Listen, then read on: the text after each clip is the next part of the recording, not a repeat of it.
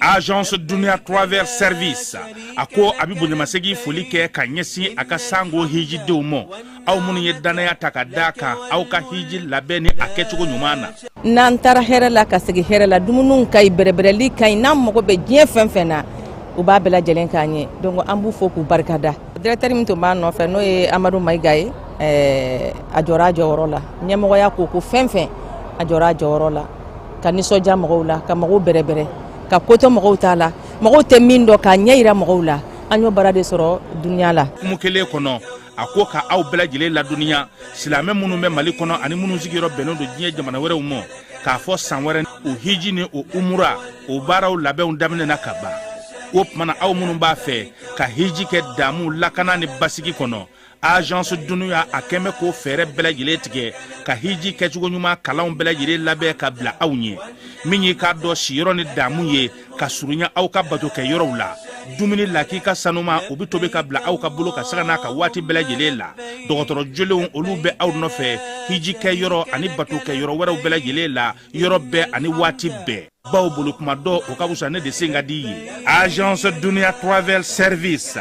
Jenyo ankele mimbe au ka hijini au ka humura ke ka nya ale de do o pana ni au be kuna foni were nyini aye weleli ke 66 71 37 24 70 64 99 71 ni au be u ka yoro nyini u flani hippodrome yerela immeuble station soma yafula kulukoro sira dala o pana minyi ka do Agence Dunia Travel Service ye kube duga uke hijini umura ke tugo nyuma ana musakaw ala ka noya sira me bela jele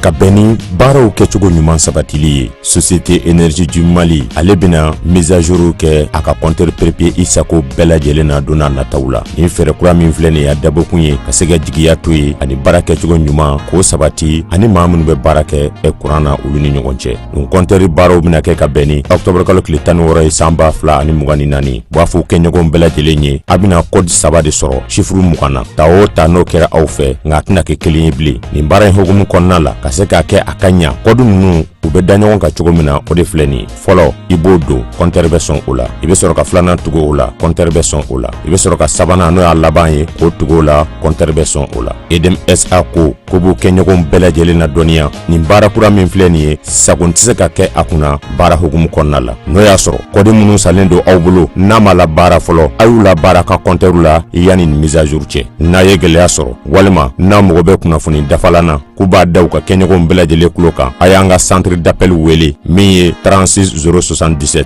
walima akatanga agence u dola kilina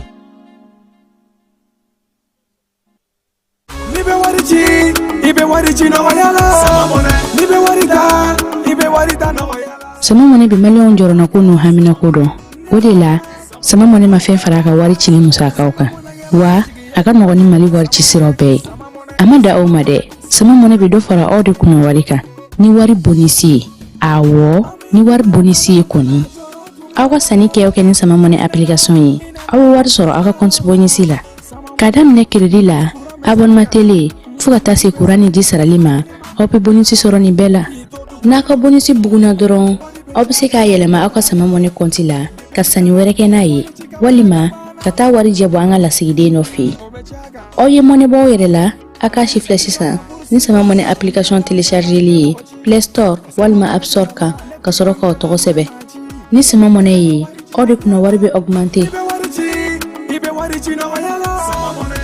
sama mone ireta awo ireta ni ireta yi.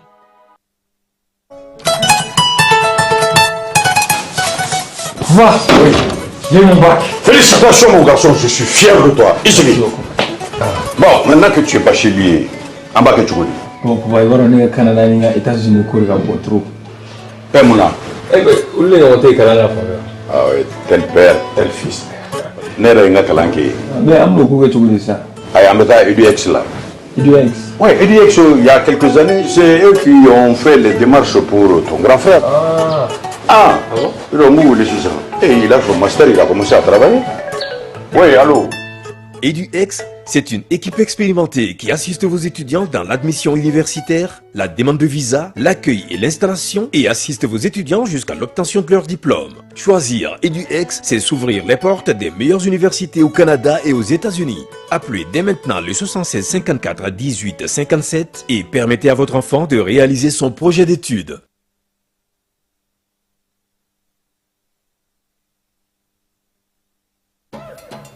Identifier son numéro Move Africa Malitel, c'est très simple. Entrez le lien de la plateforme d'identification dans votre navigateur. Ensuite, entrez votre numéro de téléphone sans espace. Ensuite, entrez votre code de vérification reçu par SMS.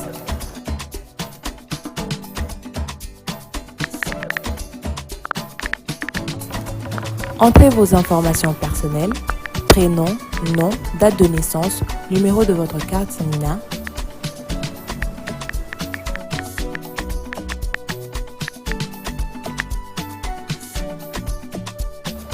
Chargez votre carte Nina et enregistrez-vous.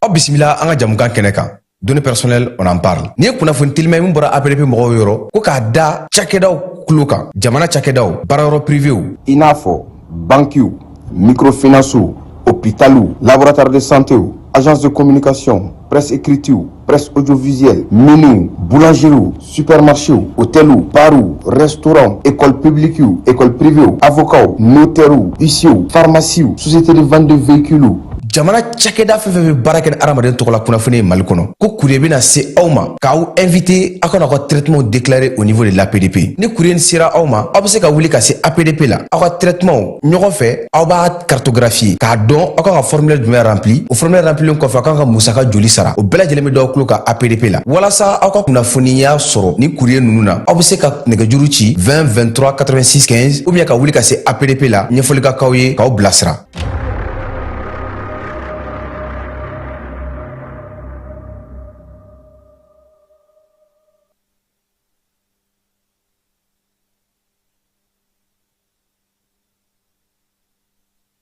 an ka ɲɔgɔn dɛmɛ ka bingenikɛlaw ni maafalaw ni walijugutigilamaw kɛlɛ a y'anw dɛmɛ an k'aw dɛmɛ ka bingenikɛlaw ni maafalaw ni walijugutigilamaw kɛlɛ n'a ye kunnafoni sɔrɔ bingenikɛlaw ni maafalaw ni walijugutigilamaw kan a ye nɛgɛjuru ci dɛmɛso la nɛgɛjuru sira fɛ wari tɛ sara min na 80 fu ni fu 11 20 walima 80 fu ni fu 11 22 walima 98 10 ni wolofila 36 75 ngo 98 10 ni wolofila 36 45.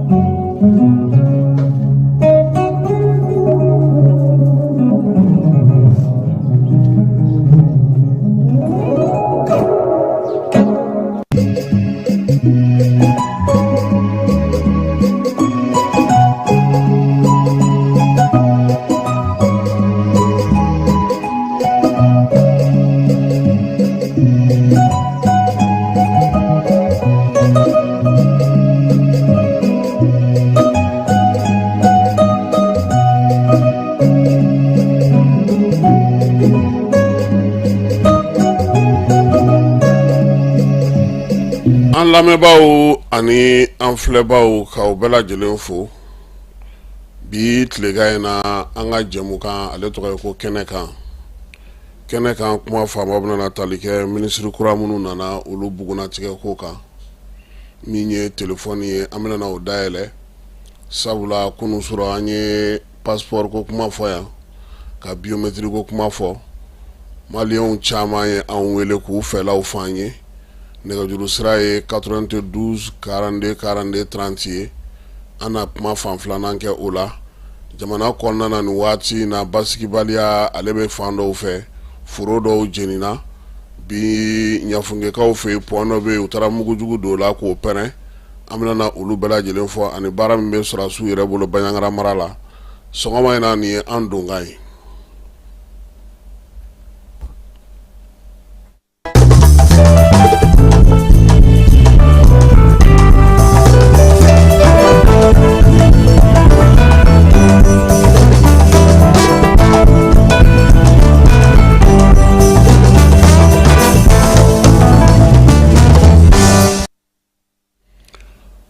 Falai ini keba aw ni tile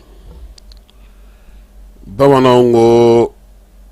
ko yɛrɛ nɛgɛn dan ye ka lɛtiri ci yɛrɛ ma ye maaw k'i nɛgɛn i yɛrɛ k'i yɛrɛ nɛgɛn o ma ɲi dɛ Falai an b'an yɛrɛ kan bi sɔgɔmada in na bi han ko Aki ka kɛ ni Joliba TV mɔgɔw olu tun ye baro sigi dɔ kɛ Burukinakaw ka fangandaraki ladege min ni a bɔra a ma n'a ma se ka sen sɔrɔ ni Burukinabew yɛrɛ ko k'u ye sefa wari miliyari 5 minɛ a tigiw la k'a jabɔ u ka tele la Jeliba ale tun ye baro sigi kɛ o kan ka mɔgɔw wele a bɛ se cogo min na k'olu hakilina sɔrɔ o ko kan o ko kɛlen Isa Kawujim kɛnɛ kan ye ale ye kuma dɔw fɔ min ye faamaw ko ko o ye kuma porokotolen ye Burukinakaw ka olu ta tɛ Aki yɛrɛ olu ta ye Conseil supérieur de la communication ye o de ye bataki ci sa ko fo ka ɲangini ta ka ɲɛsin Joliba TV ma jamana in kɔnɔ Amara Keba n'i ye fɛn o fɛn kɛ bi i bɛ mɔgɔw sɔrɔ minnu b'a fɔ a ka ɲi i bɛ mɔgɔw sɔrɔ minnu b'a fɔ a man ɲi fanba i b'o o ye munna n ko mɔgɔw bɛ i yɛrɛ nɛgɛn i yɛrɛ b'i yɛrɛ nɛgɛn a bɛ mɔgɔw ɲɛna ko bɔlɔlɔ sira ye kimɛlikɛyɔrɔ de ye mɔgɔnin min bɛ bɔlɔlɔ kan o ye maa minnu b'u bolo da yɔrɔ dɔn u ka tilelafana b'u kun u ka nasɔngɔ b'u bolo olu lafiyalen don olu bɛ ɲɔgɔn sɔrɔ bɔlɔlɔ kan u b'a fɔ i ma k'e ka ɲi u bɛ tɛgɛrɛ f'i kun k'i la nisɔndiya a bɛ k'e yɛrɛ ɲɛna sa ko o j'aime n'o view n'o fɛn k'o de ye diɲɛ ko bɛɛ ye jamana tɛ taa o fɛ dɛ n'i bɛ jamana la i bɛ baara kɛ i b'i hakili to i yɛrɛ la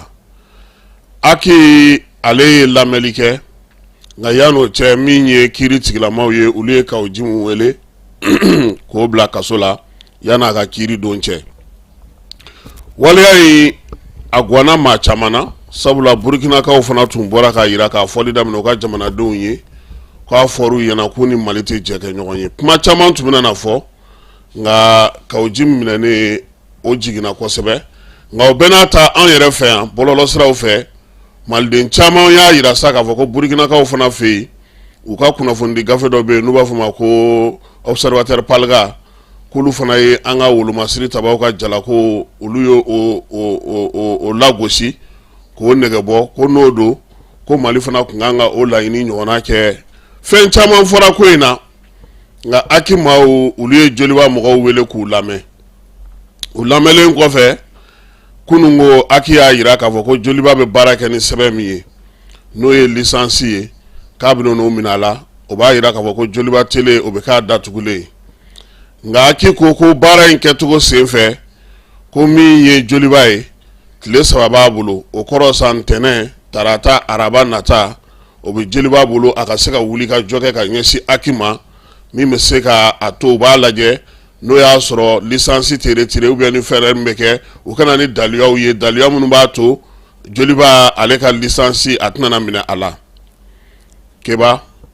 i ni Amara ani an yɛrɛ bɛɛ lajɛlen an ŋaniya ɲuman bɛ ka taa Joliba mɔgɔw fan fɛ baarakɛla n'i bɛ baara min na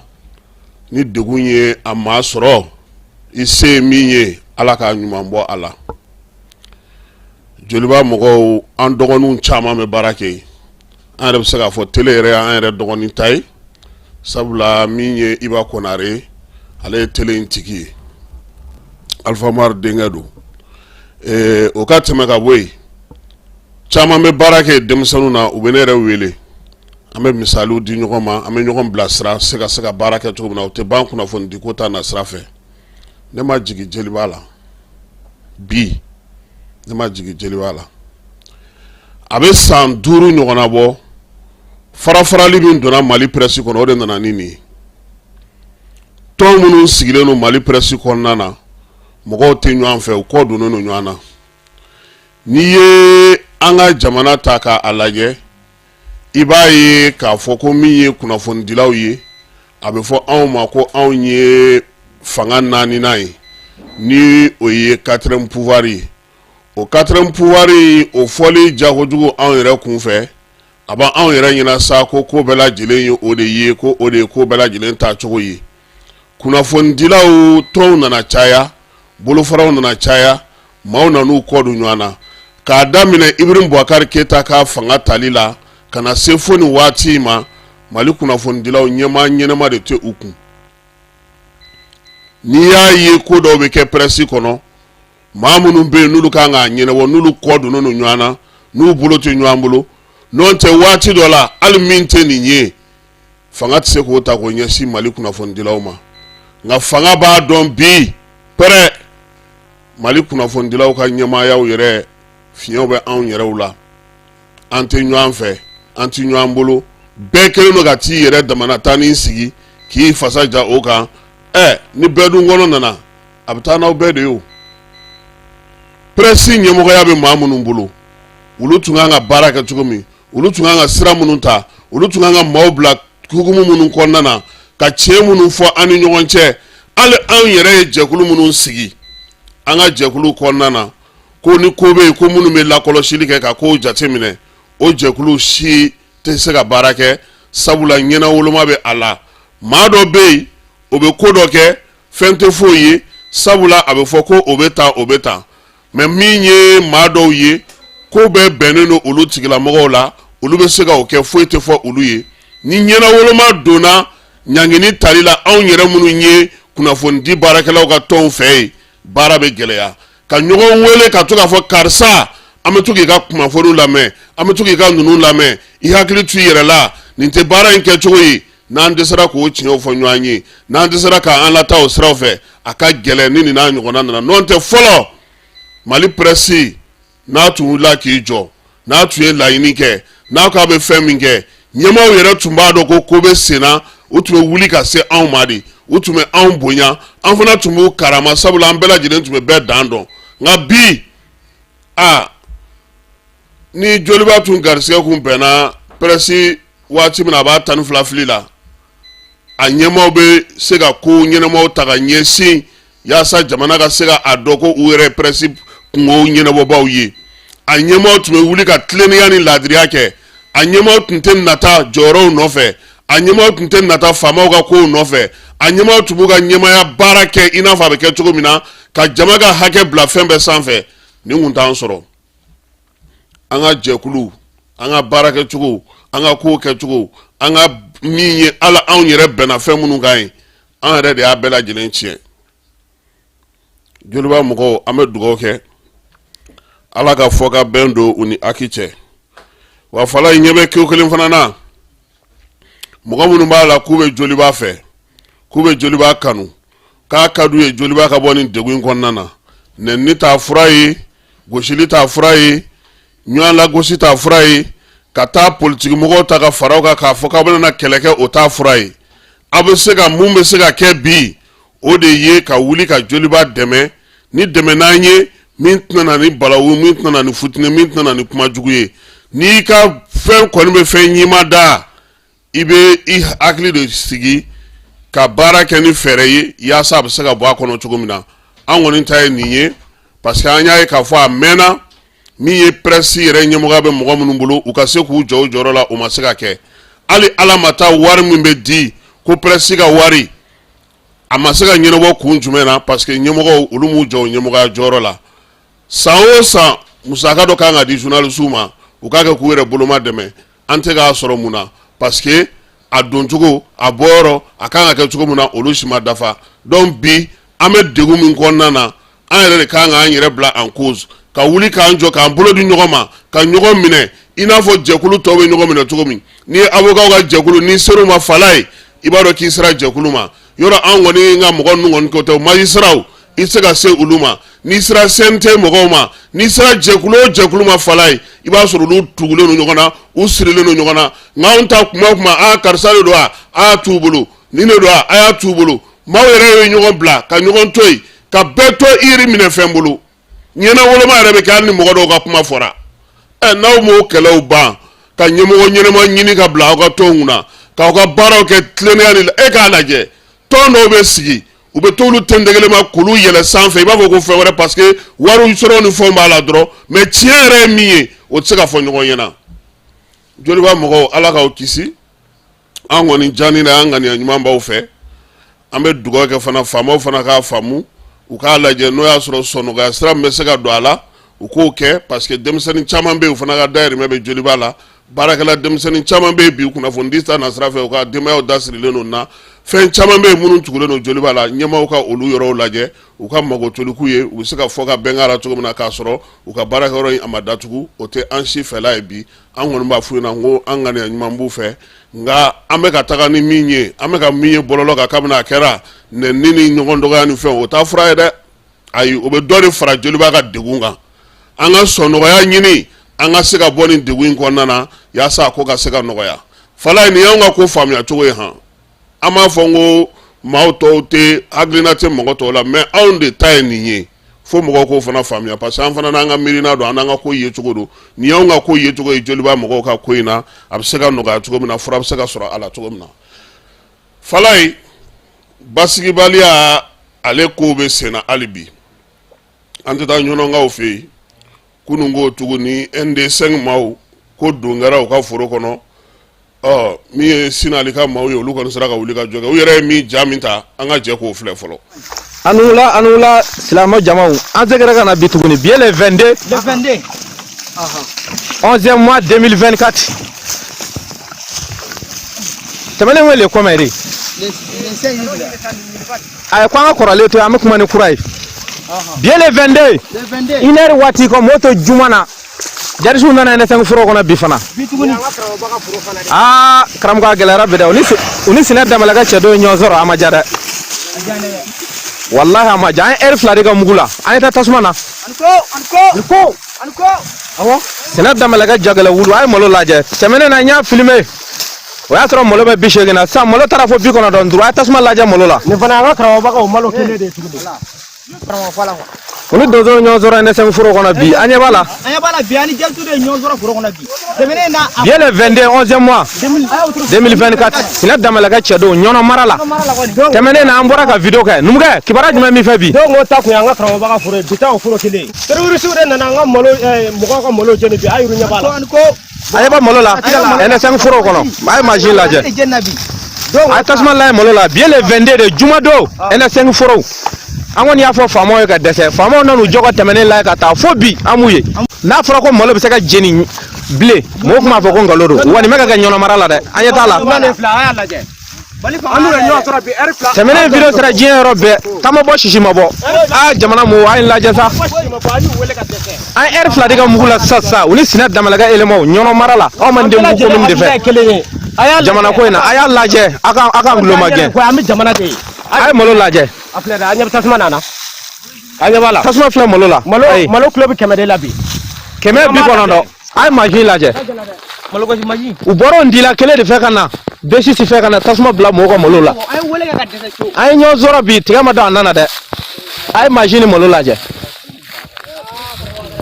an ye heure 2 de ka mugu la bi ani Sinɛ Danbɛlɛ ka éléments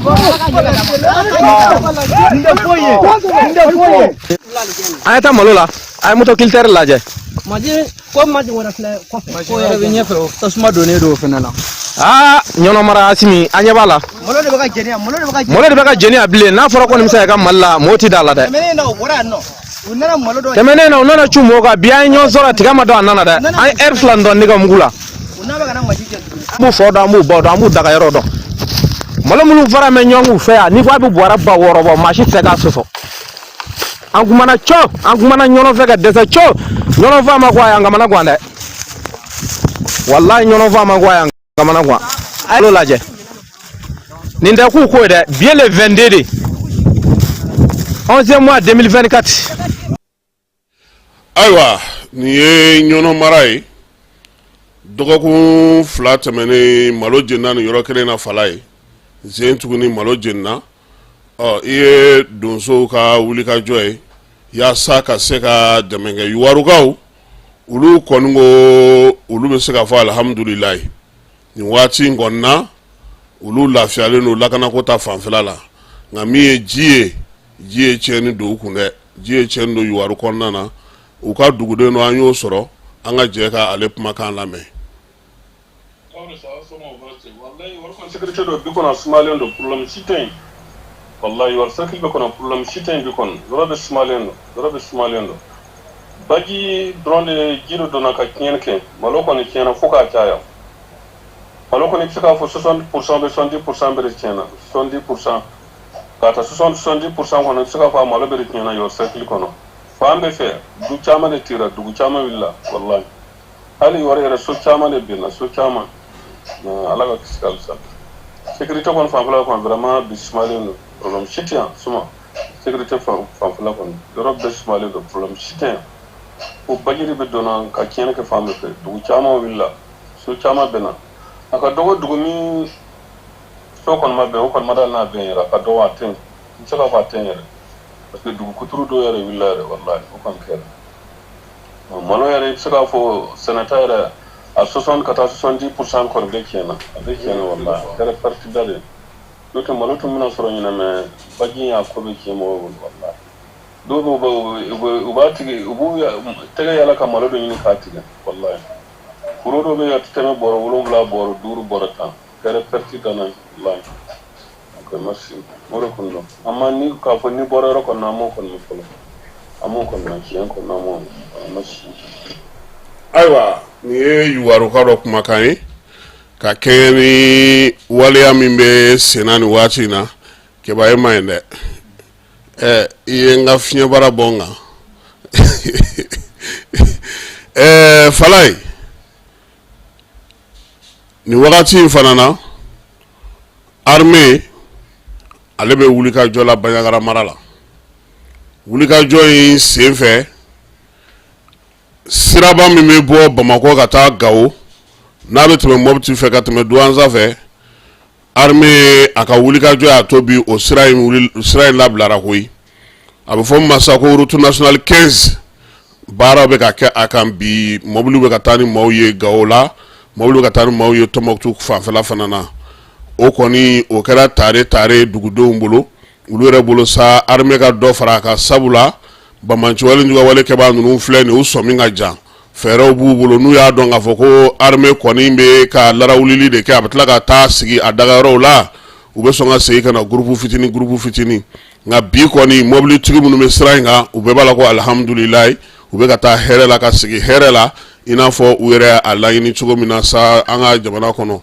fala ye n'an bɔra yen min ye yan kumaw bɛɛ lajɛlen b'a dɔn k'a fɔ i y'a ta cogo o cogo kuma kelen mun bɛ bi o ye gouvernement kura sigili ye gouvernement kura min sigira sa an bɛ se ka mun fɔ a la o ye k'a fɔ baara kɔni de bɛ u ɲɛ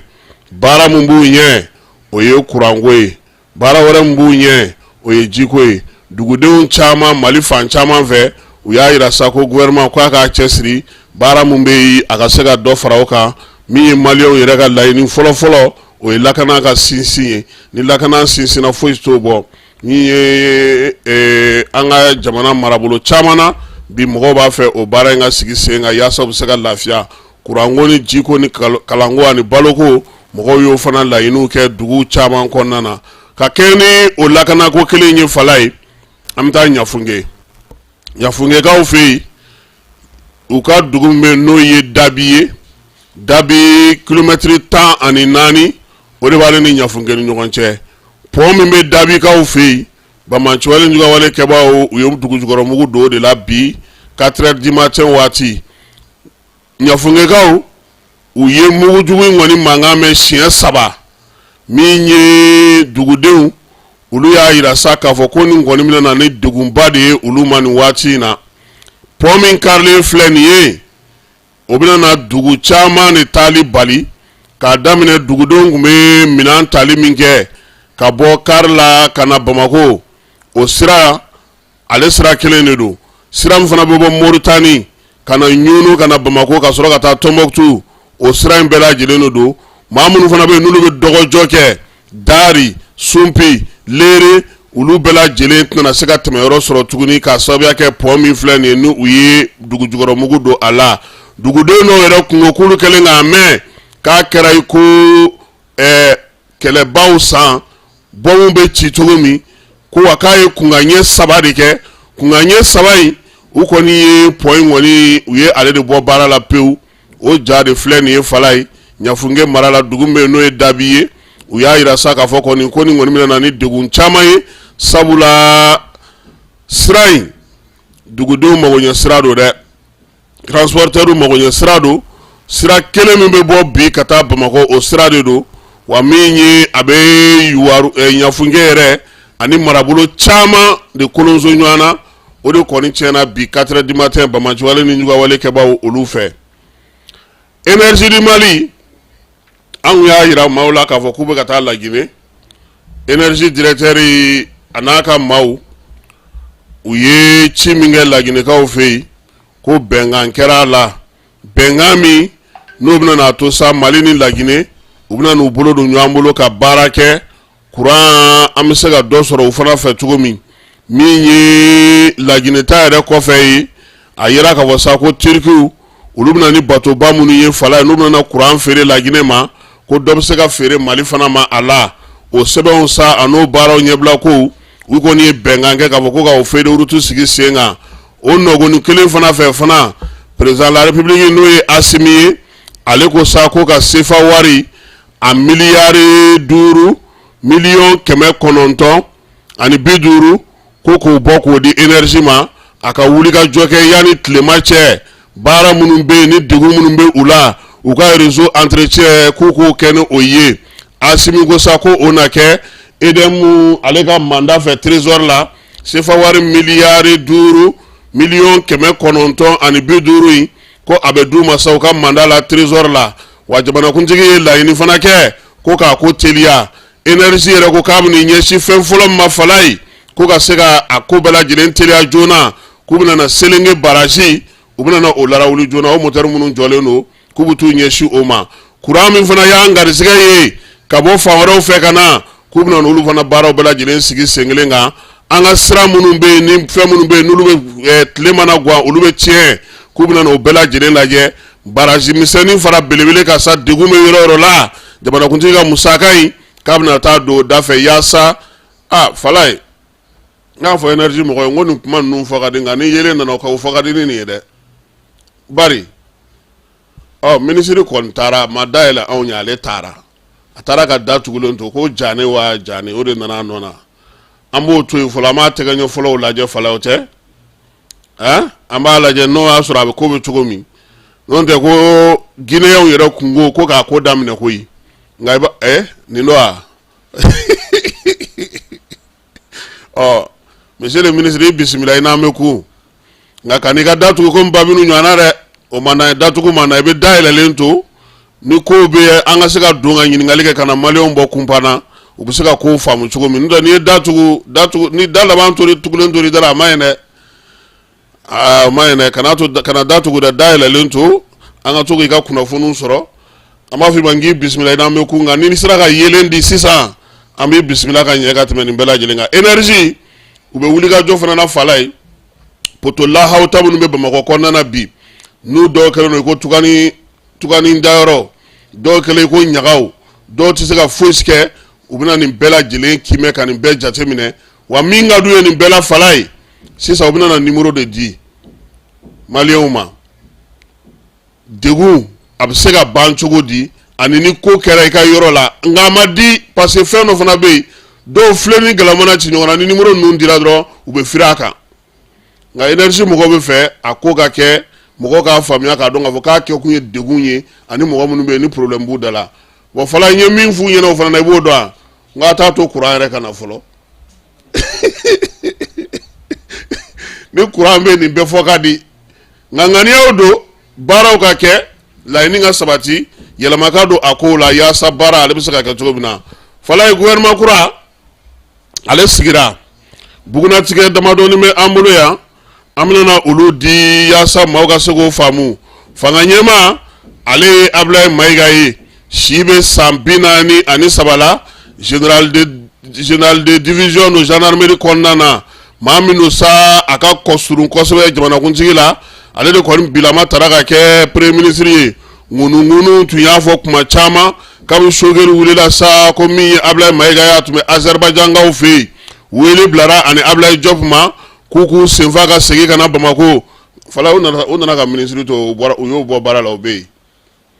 i b'a dɔn ko muso min kɛra ministre de l'environnement a fana bɛ Azerbaïdjan awɔ n ko ko in ni nomena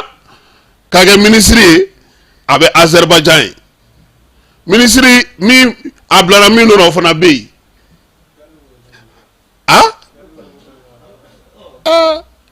u segintɔ kɔni ministre kɔni nɔfɛ maa bɛ caya ni ministre kɔrɔ nɔfɛ maa kɔni yo e ko nin na lafiya tile 2 in na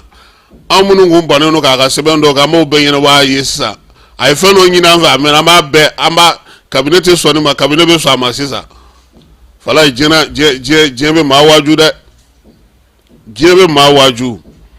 dɔ fana y'i ban ka billet ta dɔ ye o kun kan ka taa ci dɔ la o kɛra ministre ka bulon tigi nɔ na an ka sabali jɔyɔrɔ bɛ Ala de bolo n'a y'a di mɔgɔ min ma waati min a bɛ fɔ o tigi de ka se ka a seko n'a damayira kɛ fala ye Ablaye Mayiga ale min kɛra premier ministre ye a bɛ se ka fɔ sa ko min ye degedenya a y'o kɛ Sogɛli bana waati kalo 4 min ni Ablaye Mayiga kun kɛra premier ministre ye Mali fonctionnaire tun bɛ ka ŋunanɛ fala ye u ko ko maa min don k'a tɛ sɔn retard ma baara cololi ka baara dɛmɛni kɛ a tɛ sɔn o ma conseil de cabinet ni conseil de ministre labɛn papier a ye yɛlɛma don o bɛɛ lajɛlen na min ye maaw tun bɛ baara min kɛ fɔlɔ kɔrɔlen ka minɛn bɛɛ lajɛlen cɛ ka taa Kuluba Ablaye ko ayi dɛ aw b'a ɲɛnabɔ n'an taara Kuluba président ni ministre tɔw b'u ɲɛ d'a kan an b'a bɛnkan kɛ ka taa n'a ye min ye premier ministre kura ye ale yɛrɛ bangena san 1981 n'o ye mai kalo tile 12 ye Bamako yan diplôme b'a bolo o ye doctorat ye sécurité ni défense la a y'o sɔrɔ Fransikaw fɛ olu ka université Jean Moulin la Lyonkaw fɛ yen fara yan'o cɛ o y'a sɔrɔ master de min ye adamadenya tɔbɔtɔliko ye n'o ye droit universel ye a y'o fana sɔrɔ Fransikaw fɛ yen Évry Val de Seine na min ye Ablaye Mayiga ye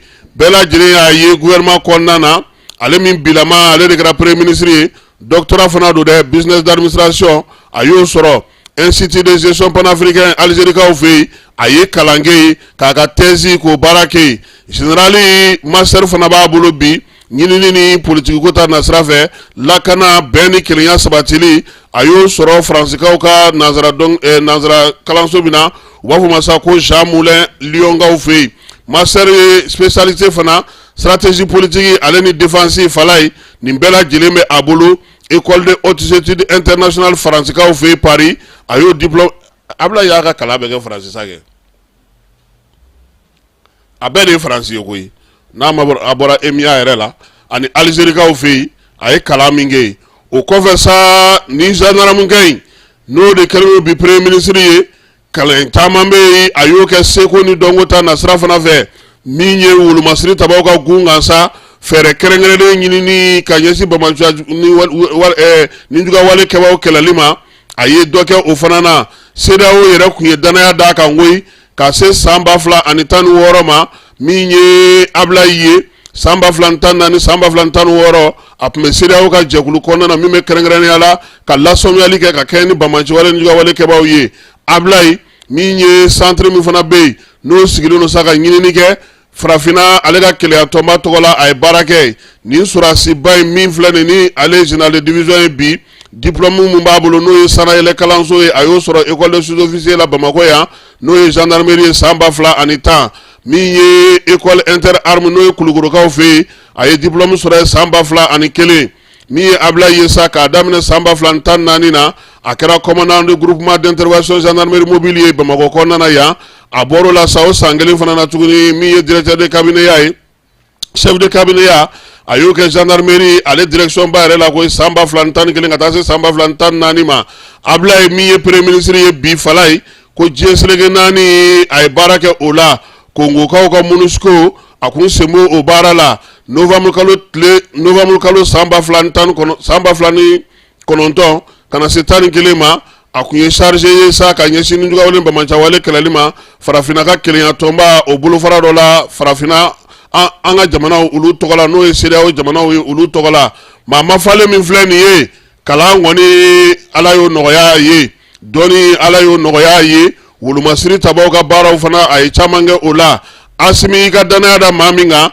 bi ko tɛ ko a ye baara in degeli kun kɛ koyi Sogɛli ka bana waati kalo 4 Ablaye a ye Mali administration wuli k'a jɔ caki baara tɛ baara ye min ye sulu salalu ye k'olu dabila baara yɛrɛ k'a ɲɛsin a ma hali n'o y'a sɔrɔ a kun tɛ sɔn ka sigi primature kɔnɔna na sa a kɔni kun jan bɛ maaw la ka baarakɛlaw k'olu jateminɛ baara kɛcogo ɲuman na faso ale ka cakɛdaw bɛɛ lajɛlen kɔnɔna na ministre de l'administration territoriale ministre de la décentralisation ministre d'État ka taa se fanga ka kumalasela ma a ye nin bɛɛ lajɛlen kɛ k'a daminɛ lieutenant colonel la fo ka na kɛ colonel ye ka tɛmɛ o la ka kɛ général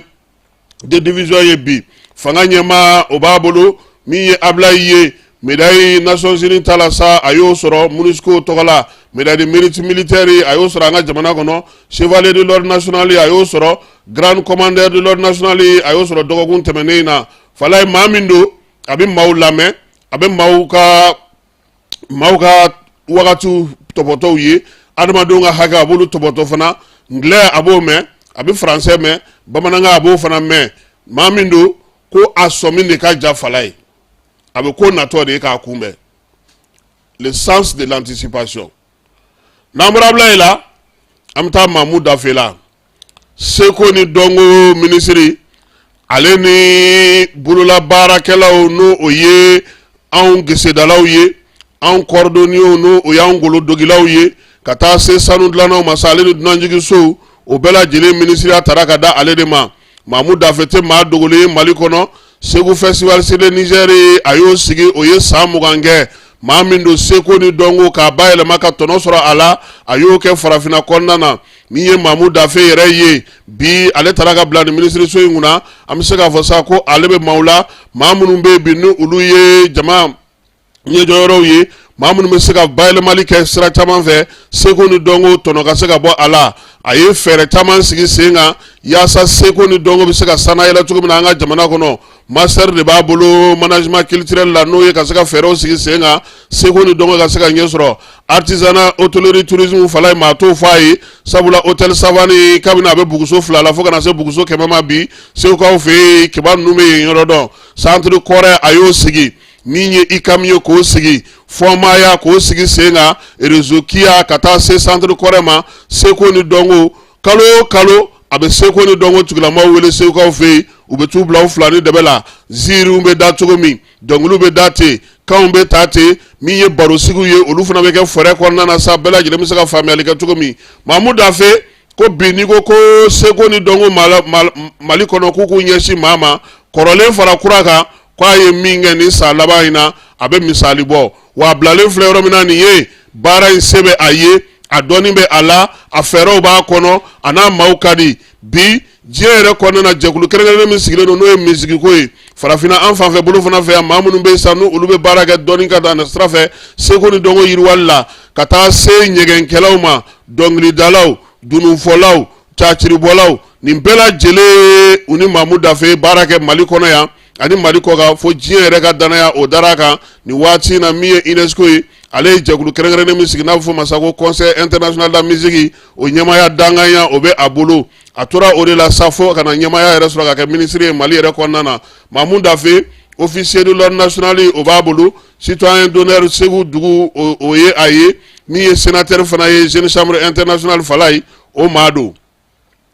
n'an bɔra Mamu la an bɛ taa Umu Sali Sɛk Gundam falai ni muso in ni angoro muso ye akana nyino ka bo seba ko blai umusal sek ale ka mirinauta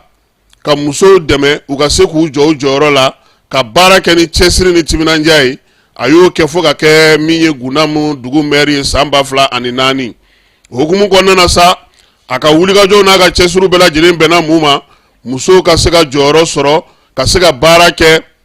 u ka sigidaw la k'olu yiriwa nakɔforow min ye musow ka jitayɔrɔw ye musow yɛrɛ bɛ se ka lafiya cogo min a y'o baara kɛ faso kanu baara ka faso bila fɛn bɛɛ lajɛlen ɲɛ min ye adamadenya ni hinɛ ye a y'o baaraw kɛ ni ye umusal sek ye maa caman balila k'a ye k'a dɔn k'a fɔ ko ja maa bɛ gundam ni maaw yɛrɛ tun ye gundam tɔgɔ ma ye o tun b'a miiri k'a fɔ ko cɛncɛnbilen don umu y'a yɛlɛma koyi banangu tɛ banangu ye fala ye woso tɛ woso ye pommitɛri ye ka taa se tomati ni kɔnkɔnburu ninnu bɛɛ lajɛlen ma musow y'o sɛnɛ gundam kɔnɔna na ala ni nin muso in o de la sa min ye jamana ɲɛmaaw ye u y'a ye k'a fɔ sa ko a ye baaraba mun kɛ faso kanuni na danaya taara ka d'a ma k'a ka taa k'an ka lasigiden ye alimaɲikaw fɛ yen a y'o baara kɛ fo k'o ban Mohamed Lamine Kone Ernest o tɔgɔla jɔnjɔn kɛrɛnkɛrɛnnen min bɛ di ŋanaw ma sa maa minnu y'u seko kɛ muso ŋanaw o dira a ma koyi farafinna fana an fanfɛ bolo fɛ ale ni lamerikɛnw ka lasigiden bɛ an fɛ olu ka jɛrɛ kɛrɛnkɛrɛnnen minnu bɛ sigi sen kan muso minnu bɛ yen n'u y'u se kɛ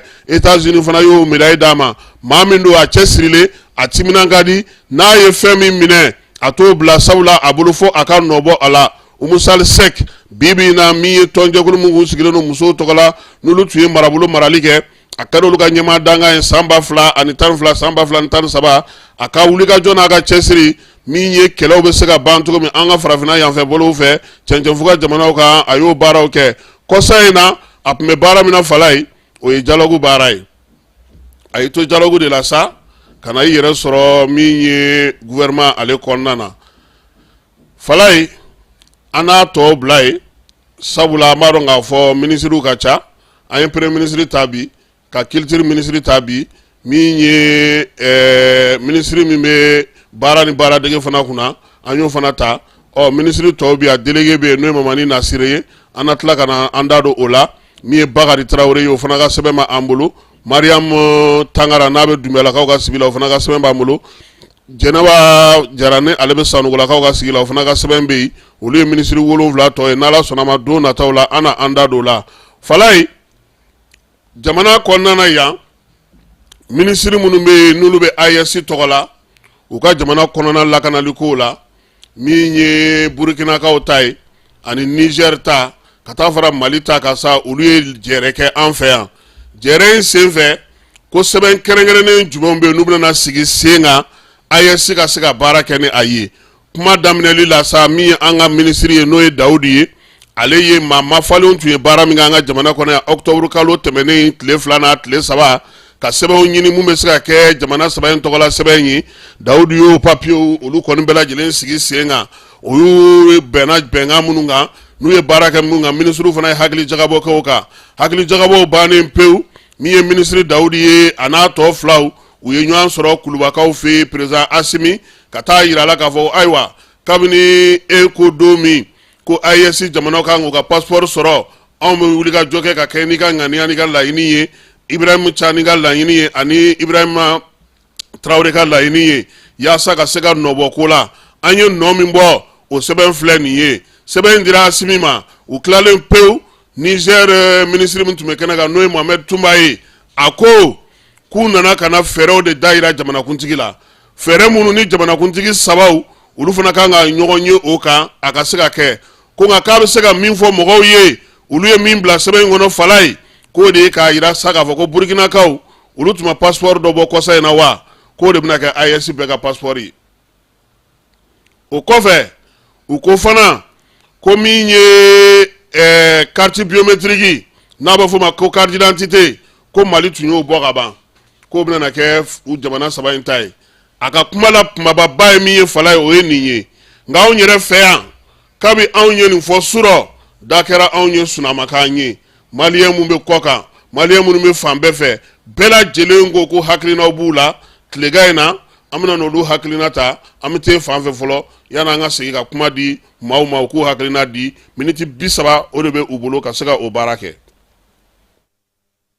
لبيك اللهم لبيك. Agence Dunia Travers Service ako abibu nyamasegi foli kɛ ka ɲɛsin a ka sango hiji denw ma aw minnu ye danaya ta ka da kan aw ka hiji labɛn ni a kɛcogo ɲuman na. N'an taara hɛrɛ la ka segin hɛrɛ la dumuniw ka ɲi bɛrɛbɛrɛli ka ɲi n'an mago bɛ diɲɛ fɛn fɛn na u b'a bɛɛ lajɛlen k'a ɲɛ donc an b'u fo k'u barikada. Directeur min tun b'a nɔfɛ n'o ye Amadu Mayiga ye a jɔra a jɔyɔrɔ la ɲɛmɔgɔya ko fɛn fɛn a jɔra a jɔyɔrɔ la ka nisɔndiya mɔgɔw la ka mɔgɔw bɛrɛbɛrɛ ka koto mɔgɔw t'a la mɔgɔw tɛ min dɔn k'a ɲɛ yira mɔgɔw la an y'o baara de sɔrɔ duniya la. Kumu kelen kɔnɔ a ko ka aw bɛɛ lajɛlen ladɔnniya silamɛ minnu bɛ Mali kɔnɔ ani minnu sigiyɔrɔ bɛnnen don diɲɛ jamana wɛrɛw ma k'a fɔ san wɛrɛ o hiji ni o umura o baaraw labɛnw daminɛna ka ban. O tumana aw minnu b'a fɛ ka hiji kɛ damu lakana ni basigi kɔnɔ Agence Dunuya a kɛmɛ ko fɛɛrɛ bɛɛ lajɛlen tigɛ ka hiji kɛcogo ɲuman kalanw bɛɛ lajɛlen labɛn ka bila aw ɲɛ min ye k'a dɔn siyɔrɔ ni damu ye ka surunya aw ka bato kɛ yɔrɔw la dumuni lak'i ka sanuma o bi tobi ka bila aw ka bolo ka saga n'a ka waati bɛɛ lajɛlen la dɔgɔtɔrɔ jolenw olu bɛ aw nɔfɛ hiji kɛ yɔrɔ ani bato kɛ yɔrɔ wɛrɛw bɛɛ lajɛlen la yɔrɔ bɛɛ ani waati bɛɛ baw bolo kuma dɔ o ka wusa ne de sen ka di ye. Agence Dunia Travel Service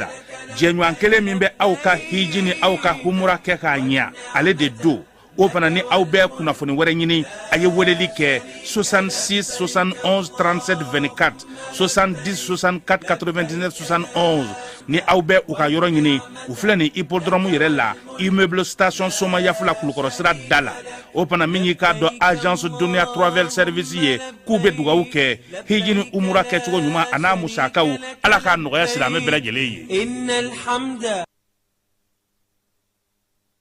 Fala ye an ko n ko passeport ko la ani sɛbɛn ko la Mali kɔnɔna na ani Mali kɔ kan maliyɛnw u caman u jɔrɔlen don AES sɛbɛn min tacogo filɛ nin ye tan nin ye maliyɛn dɔw bɛ kɔ kan olu y'a yira k'a fɔ ko a bɛ sɔn ka kɛ sɔnnɔgɔya ye sabula olu y'u ka biométrie sɔrɔ ka ban biométrie ko in olu b'a dɔn k'a fɔ ko olu ye ɲɛ sɔrɔ a la nka dɔw bɛ yen olu ma biométrie sɔrɔ degun bɛ u kan maa caman ninnu bɛ jamana kɔnɔna na a ka d'u ye k'u da don an ka baro la an ye miniti 30 ta bi tilegan in na min ye nin sɛbɛnko min fɔlen filɛ nin u hakilina ye mun ye jɔrɔna jumɛn bɛ u la nɛgɛjuru sira ye 92 42 42 30 ye u bɛ se ka weleli kɛ k'u hakilina di yaasa an ka se ka babu ale sigi o kan maa minnu bɛ yen n'olu b'a fɛ ka fɛɛrɛw sigi sen n'u b'a fɛ ka ko faamuya ani maa minnu fana bɛ yen n'olu b'a fɛ ka u ka hakilinaw di sabula jamana 3 de fana don sisan Mali dɔrɔn tɛ tuguni u kɔni ye Mali biométrie ta sa ale bɛna kɛ carte d'identité ye Burkinakaw ka passeport min kura min bɔra o bɛna kɛ passeport ye nka an b'a dɔn k'a fɔ fɛɛrɛ ni dabali bɛna sigi sen kan fana k'a lajɛ AES bugunatigɛ bɛ se ka kɛ sɛbɛn ninnu kan cogo min na ani a baaraw nka maliyɛn minnu bɛ kɔ kan u caman kɔni ye min fɔ an ye o ye siko in de ye olu bolo gouvernement kan ka siko in to yen sabula an yɛrɛ ko papiyew bɛɛ b'an bolo ka ban n'a ma ɲɛ ko an ka jamanadenw de bɛ taa ni tubabuw ma fɛn fɔ o siko kuma na an ka mɔgɔ man ka fɛn fɔ siko la olu kan ka to yen n'u bɛ fɛ k'u si falen u k'a falen ni tubabuw ma fɛn fɔ Mali kɔnɔna na yan maa caman fana bɛ fala ye olu siw bɛ falen balontannaw b'o la fonctionnaires b'o la nka caman kɛkun ye mun ye bɛɛ lajɛlen b'a dɔn k'a fɔ balontannaw ta ye u bɛ se ka jouer cogo min fonctionnaires ta ye u bɛ se ka to baara la cogo min na ka musaka sɔrɔ nka biométrie tɛ sɔn min ma o ye falen in de ye ko comme ça base de données bɛ Mali bolo maliyɛn caman de ko k'a lajɛ gouvernement yɛrɛ k'a lajɛ fɛɛrɛ min bɛ se ka sigi sen kan fala ye an yɛrɛ ko n ko min ye biométrie ko in ye biométrie baara min bɛ an ka jamana kɔnɔ baara minnu kɛra a la ni mɔgɔw ye degun sɔrɔ a la gouvernement k'a lajɛ nin waati in na nin y'u bɔ waati dumanba ye u ka se ka ɲɛfɔli kɛ mɔgɔw ɲɛna filanan ye mun ye an k'u ka fɛɛrɛ sigi sen kan maa bɛ taa papiye ninnu ta yɔrɔ ni degun bɛ u la ni yɛlɛmakɛ b'u bolo n'u b'a fɛ ka falenka don kow la u ka se ka mɔgɔ sɔrɔ u b'u sara maa min na a kana kɛ dɔrɔn n'e taara n'a fɔra i ka pièce tɛ anw tɛ yan o kama maa tɛ sɔrɔ min bɛ se ka kuma i fɛ an ka jamana lasigidenw fana kɔnɔna na u ka baara kɛcogo yɛlɛma sabula sɛbɛnko o ye jamanaden ni de ye n'i bɛ tunga la i ka foyi tɛ diɲɛlatigɛ kɔnɔna na ko bɛ ɲɛnabɔ tubabuw fɛ ni sɛbɛn t'i bolo donc o sɛbɛnko gɛlɛya in gouvernement k'a lajɛ ɲɛfɔli minnu bɛ se ka k'a la dugudenw bɛ se jamanadenw bɛ se k'a faamuya cogo min kuma tɛ ko bɛna fara ko kan anw ni AES jamanaw bɛna jɛ ka papier kelen min ta a sɔrɔli bɛna kɛ cogo di a ko bɛna sigi sen kelen kan cogo di maaw bɛ se ka mun faamuya degun bɛ minnu ka kɔrɔlen n'u ka papiew bɛ yen maa minnu fana ma t'u ka sɛbɛnw ta a bɛɛ lajɛlen ka se ka ɲɛfɔli k'a la dugudenw bɛ se k'a faamuya kunun ko n'i ye Niger ministre ka kuma faamu a bɛ n'a fɔ jamana ɲɛmaa ninnu y'a ɲini u fɛ u ka se ka baara kɛ joona baara min b'a to nin waati ninnu kɔnɔna na sa u bɛ se ka teliya cogo min ka nin ko in bɛɛ lajɛlen sigi sen kelen kan yaasa maaw bɛ se cogo min na ka sɛbɛn ninnu sɔrɔ sɛbɛn ninnu fana sɔrɔli n'i bɛ kɔ kan fo n'i kɛra maa min ye ni i cɛsirilen i timina ka di n'o tɛ a sɔrɔli a ma nɔgɔn bi bi in na Mali sɛbɛn yɛrɛ sɔrɔli a ma nɔgɔn maliyɛn minnu bɛ kɔ kan u yɛrɛ b'a dɔn hali minnu bɛ Bamakɔ yɛrɛ kɔnɔna na yan caman fana bɛ yen an b'a fɔ olu fana ɲɛna a ye wuli ka jɔ kɛ a ka taa aw ka sɛbɛnw nɔfɛ bugunatigɛ sɛbɛn ka n'a to maa wɛrɛ ka taa bolo d'a kan a ɲɛna o a ma ɲɛ o a minɛ fɔlɔ i k'a bila i bolo kɔrɔ ni falen mina don a la don min o k'a sɔrɔ a b'i bolo nka n'i banna ka taa ta k'a kɛ funu ye a la k'i t'a fɛ ni kɔnkuru ni fɛn seri ma ni wulila k'i bɛ taa ɲini don min a sɔrɔli bɛ gɛlɛya dɛ donc mɔgɔw k'o fana t'u hakili la k'a dɔn k'a fɔ u kan ka wuli ka jɔ ni cɛsiri kɛ yaasa u ka sɛbɛn u ka taa nɔfɛ don min na ni ko bɛna na kɛ senna don min na o k'a sɔrɔ a sɛbɛn dafalen bɛ u bolo u bɛ se ka baara kɛ ni a ye cogo min na min ye jamana yɛrɛ ale ka se k'a to u ka se k'u ka sɛbɛn olu bɛɛ lajɛlen sɔrɔ Falaye n t'a dɔn n'a sɔrɔ maa b'i fan fɛ ayiwa ni maa tɛ yen an n'a to waati wɛrɛ la sabula miniti 30 la an ye miniti 15 sɔrɔ ka ban an tɛna bi ta in jɔ yan k'a fɔ bɛɛ lajɛlen ɲɛna sa ko minnu kɔni kun sɔgɔlen don a n'aw tun bɛ jaani kan yaasa ka se ka kibaruyaw di aw ma jamana kɔnɔna na teliya la o de tun ye nin ye a k'an bɛn Ala ka sini yira an na n'Ala n'a kira sɔnna ma an nana baabu wɛrɛ sigi yaasa a bɛ se ka faamuyali kɛ cogo min na jamana kɔnɔ kibaruyaw la. Pour identifier son numéro Move Africa Malitel, c'est très simple. Entrez le lien de la plateforme d'identification dans votre navigateur. Ensuite, entrez votre numéro de téléphone sans espace. Ensuite, entrez votre code de vérification reçu par SMS.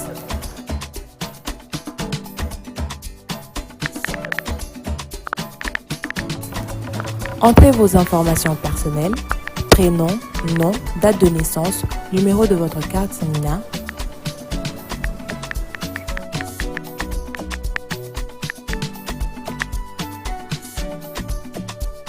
Chargez votre carte Nina et enregistrez-vous.